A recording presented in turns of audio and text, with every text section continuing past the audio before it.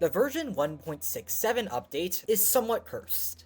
It has some very substantial updates for build mode specifically, which are a lot of fun, but that's not really the centerpiece of it all. What this update mainly does is balance every single character in the game with a bunch of sweeping changes, a lot of which are highly controversial. Every single one of these, from my read-through, has some reasoning behind them, though the validity of that reasoning is subjective. But in general, they're changes that not everyone is going to agree with, especially with how they're not just some minor, this move does X less damage changes, and more like, this move loses 80% of the things that made it good, and this character's damage output has been cut in half kind of changes. It's balance changes that are huge in how they impact the character, honestly moving some of them entire tiers. Hey, post-editing eternally here. The funny thing with some updates is that if they're terrible enough, they'll get reverted in the same day they got made. Z, I think, or the testers, I don't know who, released a quick patch to this update that really just reverted a lot of the big controversial nerfs. Mainly the stupid Divine Dog changes, yay Megumi's been revived, and also the stupid Supernova nerf that didn't really do anything in the first place but was still kinda dumb. Yuta also got Veil Step reverted back to how it was, with a few nerfs to kinda balance it out, but it doesn't outweigh just how impractical Rika moves not sharing cooldowns is either. Also, Charles got buffs to compensate for how stupid of an idea nerfing him in the first place was, so yeah. I'll go over all this when I get to their sections, but a lot of the stuff in this update was changed, and rightfully so. The new thing in the patch is that downslams and uppercuts were changed to give more evasive meter and combos, so combos that involved a lot of these are going to lose some of their damage, because the enemy will get evasive sooner. Fine with that personally, now let's move on to balance changes.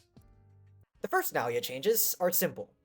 You can no longer do a melee attack after bleed out, though that's a really misleading way to put it. It's better worded as the knife extend tech was patched. Doing an M1 after bleed out isn't green anymore, but there isn't a long period afterwards where you can't melee, and you're still in a very good position to just side dash and M1 someone who isn't quick enough on draw. Overall, a very deserved nerf that removes a true combo. Naoya also doesn't get the triple damage he normally gets from frame breaking if he uses throwables. This stems from one silly thing people would do, where they trap someone in a frame and throw a trash can at them for what I think was about 45 damage. Not a huge issue personally, but it's a fair nerf. This one on the other hand is a huge, damn near earth-shattering buff. Decisive strikes cannot miss, so long as you have line of sight with the enemy. What makes this so important is that it removes one of the limits on decisive strikes that made it easier to counter. Before, if you turned your camera too quickly, you'd miss, meaning you had to go at a relatively normal pace that people could at least track, so that you'd still hit the move. Now, you can turn your camera around and spaz it out like an epileptic at a nightclub, and you'll still hit the move. Not personally a fan of the buff, I understand the intent to remove what can be considered jank with the move, but it also removes a lot of the thinking because now it's impossible to dodge the move at all, and also way easier to hit with no limits on how you rotate the camera. Anyways, Naoya also got his health cut to 90. Fair enough, he's a stupidly annoying character to catch, because of how 2 dashes heavily increase his survivability. I honestly would have gone so far as to cut it down to 85 like Yuji and Megumi. Finally, the 4th melee attack can cancel skills that end when ragdolled, which mainly apply to Rapid Escape and Blood Rain.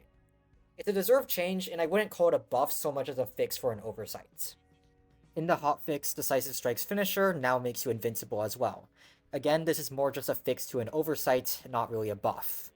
As for Mechamaru, he got 2 changes which are purely cosmetic, and 2 changes which are huge nerfs.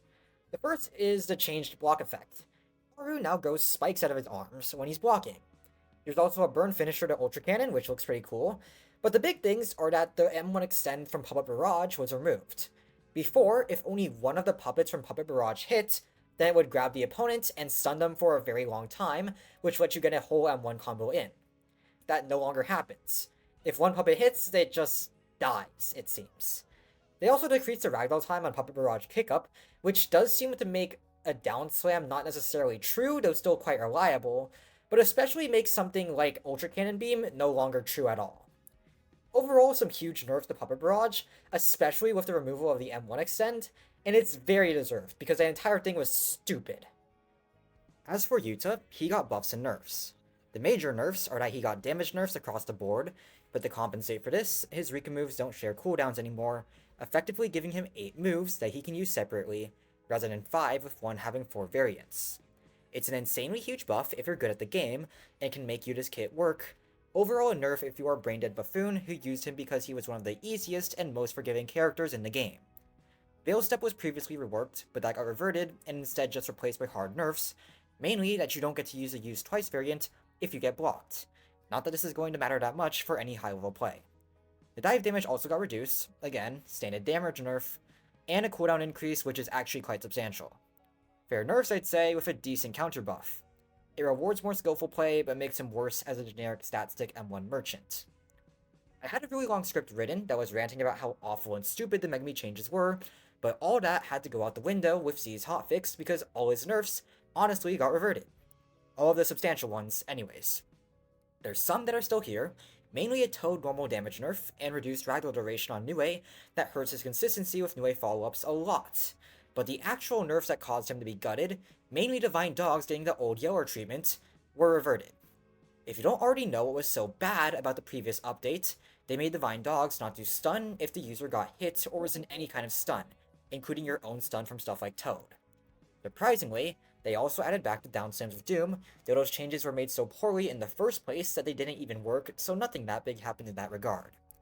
The other hotfix change is that they added back the Rabbit Escape Nue air combo specifically, which was slain by the anti-Rabbit Escape Nue on the ground patch. I think unintentionally. Overall, a bunch of good fixes to a previous balance change that could not be described as anything but stupid. As for what remains, Nue variant being usable without a target, but with an increased cooldown is a buff and a nerf. The reason it couldn't be used without a target is to prevent running away, so now that they're adding it back, it can be used for more creative purposes like making distance, or just as a general movement tool, though with an increased cooldown which will likely make that stuff unviable. It's a fine change honestly. Nue being faster when targeting a ragdolled enemy, not too sure on this, but it should increase consistency. There was also a change to his spawns that got reverted with the hotfix, so yeah, that change isn't around any longer. Rabbit Escape disabling Nue for longer is just to make the Rabbit Escape Nue combo even more impossible to do. The change was already a thing, now they're discouraging doing Rabbit Escape into Nue even more. I don't really care, because it used to only work on bad players, so nobody did it, and this isn't going to change anything except for the super casual Megumis who can't do it even more. Notably, Toad lost all of its damage while its variant gained some. This does nerf the damage if you only use normal Toad, which a lot of people did. However, it does seem to encourage that one specific combo where you use a Toad variant, hit them with Rabbit Escape, and then hit them with Nue when they're trapped in the air. Not entirely sure about the damage values, and if 4 full M1s does more or less damage than the new variant of Toad, but if that's the case, maybe the variant will actually have some use. I'm not entirely opposed to it, mainly because Toad still retains its place as a combo starter move, while Toad variant could be good for combos. Mahoraga also got some interesting changes. Earthquake variant being considered a projectile should mean that stuff such as Hakari's counter or Charles' ult can't counter it anymore. Mahoraga M1s also got a rework. The third M1 block breaking passive only happens in special, aka the blue mode, but this got compensated by attack or red mode having faster M1s by default. I think it's cool, I haven't tested this enough to see if there are any glaring issues with it, but it should play a lot more into the whole theme of adapting. And well, thankfully, all the Divine Dog changes got reverted. Choso got hit a lot less hard in comparison initially, though that doesn't matter since 90% of Megumi's nerfs got reverted, so neither of them were really hit that hard. He did still get hit, but the changes aren't nearly as harsh, and he's still an insanely good character. 2 of the nerfs just removed the Downslams of Doom, which let him get a 100% combo, and he never needed these to be viable. Megumi didn't either. There's also a damage nerf to Piercing Blood, but again, that's just a damage nerf. His neutral, which is the main thing that made him good, is still incredible. Oh, and for Wind King changes, no more true ragdoll means it's a lot more punishable, but more ragdoll time gives Choso true follow-ups after it, which he didn't have before. Buff and a nerf, really. I'll be quick with the other changes. Hakari's are a bunch of nerfs, which are weird, because he was never considered that strong. Shutter Doors got a slight nerf as an extender, but it's mainly 1 less M1. You can't combo start off your counter with Reserve Balls variant anymore, and his counter also got a slightly longer cooldown, but to compensate all of these nerfs, he got a consistency buff, and that Reserve Balls variant will guarantee that the doors will land if you hit the Reserve Balls, so that's good. Honestly, a necessary change that should have been made earlier. It didn't really make sense for the balls to not hit if you did land the variant. He did get some additional buffs in the hotfix, which make his Shutter Doors linger 3 seconds longer, not that big of a deal, but helps him set up cool combos, a changed key binding for his time rewind in domain, more awakening gain at the end of jackpots if you just keep hitting consecutive ones, which is absolutely huge, means you can spam Awakening in public servers, and Hitbox Boss for Energy Surge and Overwhelming Luck. It'll make him a menace in publics, shouldn't change too much in ranked. Mahito got some hard hits. Stockpile's first hit being blockable makes it a lot weaker as a guard break, though he still has Focus Strike Black Flash to be fair. First hit not hitting grounded ragdolls isn't a huge deal, you can still uppercut into it. Increased second swing behind hitbox is a huge consistency buff to a tech that makes it easier to downslam afterwards, and body repel nerfs are mainly there to stop you from downslam of dooming after landing it. Personally fine with all of these, though I don't think that's a universal opinion. Todo got one buff. Faster swaps and Awakening, who cares? Higuruma did get a pretty huge necessary buff too. Extended Strikes disables the opponent's dash for longer, because they used to be able to just dash out of the move to completely negate the 50-50 gimmick. Now, you have to play the mind game. Yuki's nerfs are purely cooldown increases. They're very minor cooldown increases, but noticeable nonetheless. Ultimately not unfair, it makes people who play Yuki as a pure zoner a lot less viable, and also nerfs the Garuda stab variant indirectly, which is fair because of how absurdly good the move is. Not sure why the Garuda rebound variant was nerfed though, that move wasn't all that problematic. Rising Rage also got a consistency buff, sorta, since the follow-up hits after the first hit can hit ragdoll. Better combos in that regard. In the hotfix, none of Yuki's nerfs got reverted, in fact she caught a second one that increased the parry window for Garuda rebound, but also a buff that made Rising Rage's 2 variant true. Shouldn't hurt Yuki that much, but the 2 updates are overall nerfs. Charles got a really stupid nerf in the initial patch, and I think everyone rightfully saw this and thought, what kind of substance are the testers smoking? Turns out all the changes were rushed, and that they were supposed to be added with a bunch of counterbalances from Cryptozoid to not make these guts, but, you know, actual balances.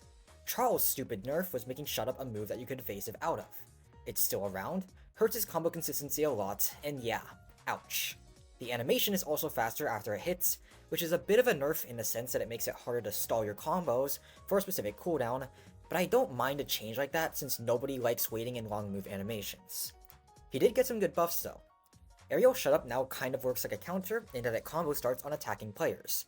Clairvoyance, his R special, works on blocking players, and Eye Catching got turned into an infinite use Manji Kick, which can now counter projectiles. It even got the end lag decreased, which is significant because the end lag used to be around 3 seconds or so, a ridiculous amount. I don't think he's climbing out of the bottom tier, but the eye-catching changes are great. Locust Guy's change won't matter combo-wise, but the M1 memory is really long, which I could see being an issue in neutral where you use up 3 M1s just trading, and then lend Clever in neutral. I'm fine with the nerf though, not a very hard hit, unlike Charles. Gojo got a buff. Aerial Special does more damage, doesn't fix core issues with the kit, and it's purely a damage buff. Doesn't make him broken either because he wasn't busted prior to the buff, and it doesn't help neutral or remove the weakness of being punishable off ragdoll cancels. With that, those are all the balance changes. I'll talk about the build mode stuff in a follow-up video, mainly because talking about just the balance changes ran way longer than I thought it would. Lei Heng is cool, I'm happy to see references to media I like, though honestly if you want coverage on anything related to build mode, Caesar Salad is a good content creator for that. I personally don't engage with it a lot. Anyways, that's the end of the video. If you enjoyed watching, make sure to like and subscribe because it helps me support my channel, and I'm Noob Eternally. Have a great day, and I'll see you next time in another video.